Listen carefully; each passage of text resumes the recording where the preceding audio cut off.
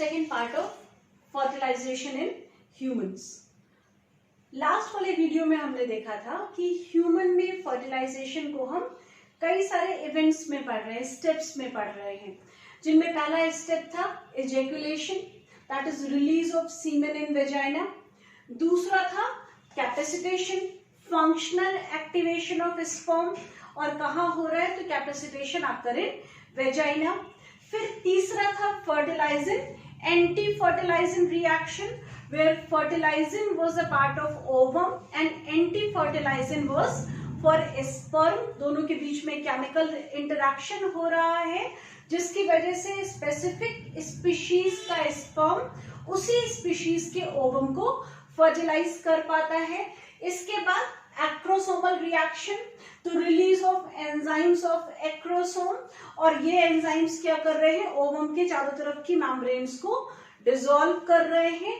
Then after that cortical reaction, that is formation of fertilisation membrane, जो ultimately क्या करेगा, जब एक स्पर्म ओवम के कांटेक्ट में आ जाएगा तो और स्पर्म्स की एंट्री को रोक देगा, जिसको हम फिगर बेसिस पर एक बार देख ले रहे हैं।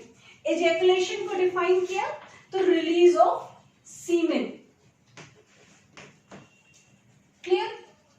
सीमेन is containing sperm in vagina या फीमेल रिप्रोडक्टिव ट्रैक्ट। क्या काम हो रहा है, कैपेसिटेशन। कैपेसिटेशन में मैंने बताया था कि यहाँ पर स्टेरॉल्स हैं, इनको रिमूव कर दिया जा रहा है।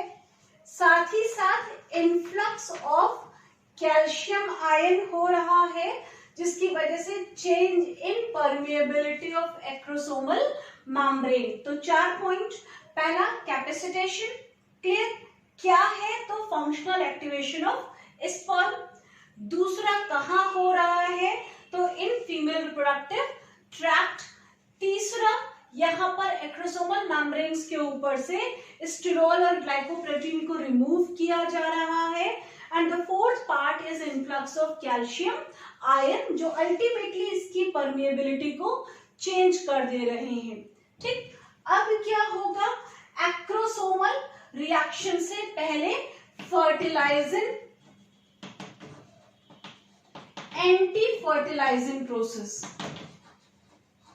तो फर्टिलाइजिंग एंटी फर्टिलाइजिंग क्या था, जब स्पर्म ओवम के कांटेक्ट में आएगा तो दोनों के बीच में एक टाइप का केमिकल इंटरैक्शन होगा जिसमें fertilising will be a part of ovum and anti fertilising from sperm. दोनों में इंटरैक्शन हुआ, दोनों ने एक दूसरे को पहचाना, clear. Now the further process will occur. Once the interaction will be over, acrosomal reaction will occur. Acrosomal reaction क्या थी, रिलीज ऑफ एंजाइम्स, क्लियर, और रिलीज ऑफ एंजाइम्स के साथ ये मेम्ब्रेन्स भी डिसॉल्व होती है। इसको हम इसी में दिखा दे रहे हैं, एक्रोसोमल रिएक्शंस, जिसकी वजह से कोरोना रेडिएटर डिसॉल्व हो गया bye corona penetrating enzyme. Hyaluronidase ने क्या किया, हाइलुरोनिक एसिड को डिसॉल्व कर दिया, और उसके बाद एक्रोसिन ने जोना पेलुसिडा को डिसॉल्व कर दिया। अल्टीमेटली स्पर्म पहुंच गया इन कांटेक्ट विद वाइटलाइन मेम्ब्रेन। जब स्पर्म वाइटलाइन मेम्ब्रेन के कांटेक्ट में आ जाता है तो another very important process was taking place, that was cortical reaction, जिसमें हार्डनिंग ऑफ जोना पेलुसिडा हो रहा था, जो क्या करता है और स्पर्म्स की एंट्री को रोक देता है, जिसकी वजह से केवल एक ही स्पर्म ओवम को फर्टिलाइज कर पाता है, not more than one, clear.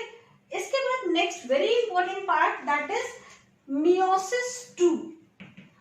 एक oogenesis में हम लोगों ने पढ़ा है कि meiosis 2 occur after coming in contact with sperm and before fertilisation, clear.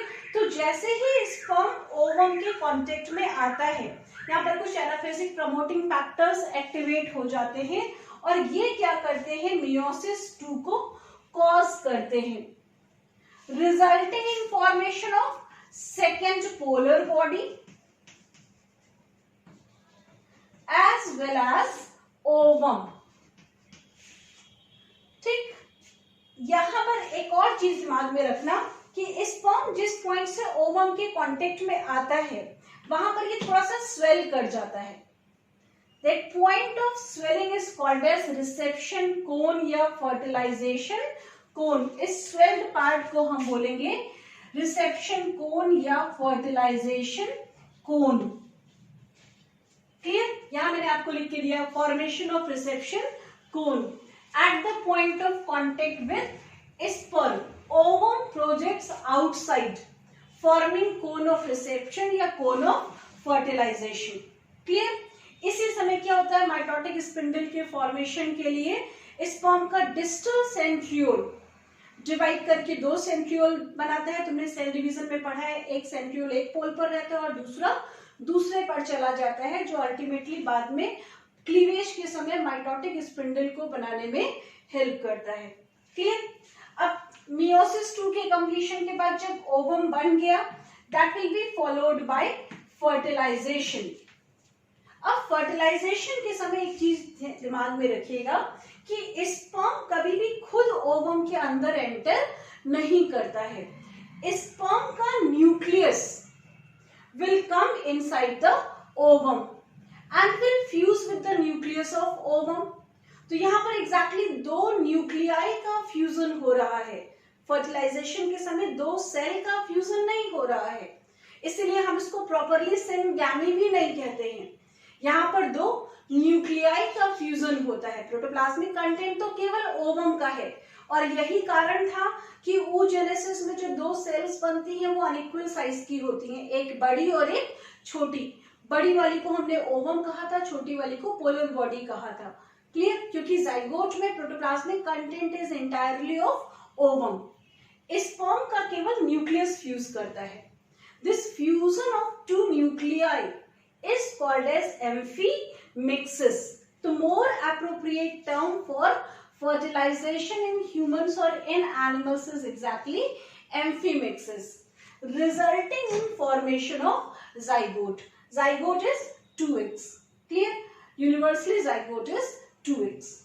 That is containing nuclei of both the gametes, that is sperm and ovum, and protoplasmic content of ovum only. Clear? और इस zygote के चारों तरफ अभी जोना pellucida present है, ये भी ध्यान रखिएगा. Is it clear? इसीलिए जब क्लीवेज होता है तब केवल मतलब आप ये कह सकते हो कि प्रोटोप्लाज्मिक कंटेंट इंक्रीज नहीं करता है. Is it clear?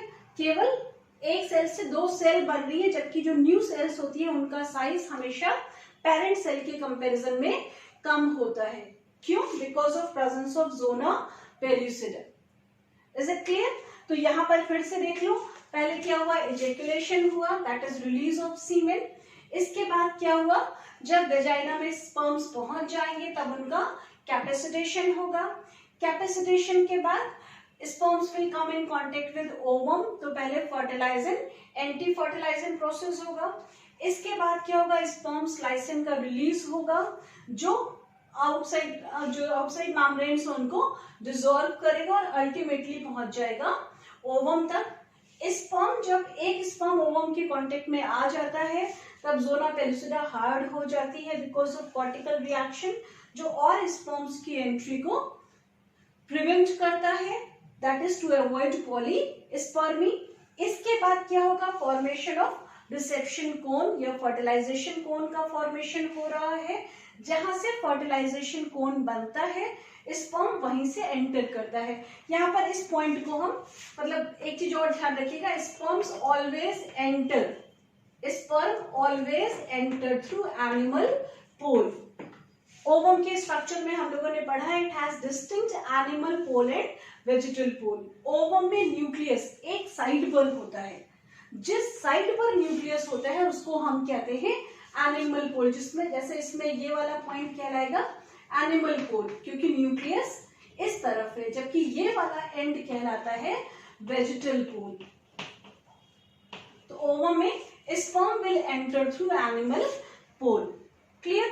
और पूरा स्पर्म एंटर नहीं करता है, केवल nucleus of sperm will enter inside the ovum. Exactly process क्या हो रहा है? Amphimixis, resulting in formation of zygote. एक और क्वेश्चन यहाँ पर बनाया जा सकता है for medical examination, not for board. Board में इतना कुछ भी नहीं दिया है तुमको. Sequential arrangement of events which are taking place during fertilization. Is it clear?